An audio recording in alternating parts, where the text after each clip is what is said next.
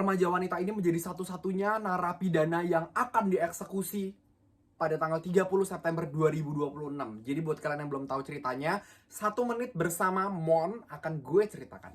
Jadi Krista Gail Pike atau biasa dipanggil Krista Pike, dia itu lahir di Amerika. Dia lahir itu 10 Maret 1976. Bahkan gue pun belum terlahir di dunia ini.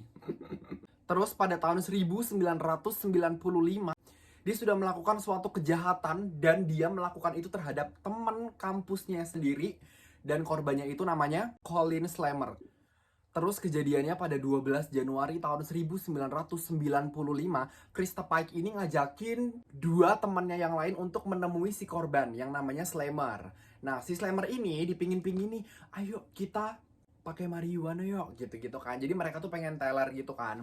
Terus sesampainya di sana lo tahu si bejat ini sampai di sana mereka semua udah kumpul. Si Krista Pike ini dia menjadi mastermind atau otak dari pelaku kejahatan ini. Lo tahu apa yang dilakukan selama 30 menit? Can you imagine si korban dipukul, dibeset, pakai silet, disiksa.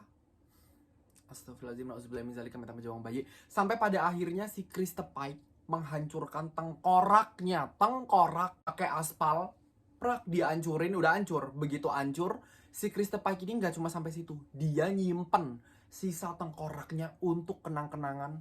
Dan lo tahu motifnya apa? Motifnya cuma karena cemburu. Jadi si Krista Pike ini mikir kalau misalkan temennya ini si Slammer itu naksir sama cowoknya, padahal mah nggak ada yang naksir sama cowok lo. Jelek, siapa yang naksir sama cowok lo? Monyet. Akhirnya dia sampai sekarang masih berada di tahanan dan dia akan dieksekusi menggunakan suntikan lethal injection, dan itu akan dilaksanakan pada tanggal 30 September 2026. Dua temennya yang lain itu, yang satunya dihukum seumur hidup penjara karena pada saat itu dia masih di bawah umur. Yang satunya lagi masa percobaan selama 6 tahun doang, pun karena dituduh menyembunyikan kejahatan. Jadi si Krista Pike ini masih hidup, dia masih ada di penjara Nashville, dan dia menjadi satu-satunya narapidana yang akan dihukum oleh hukuman di Amerika sana.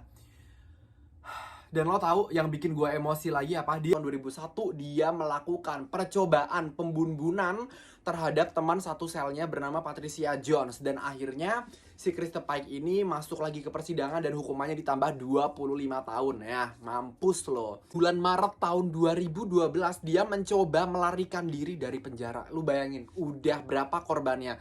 Lo tanggung jawabin deh perbuatan lo semua di hadapan yang maha kuasa. Abis lo Krista Pike bentar lagi disuntik.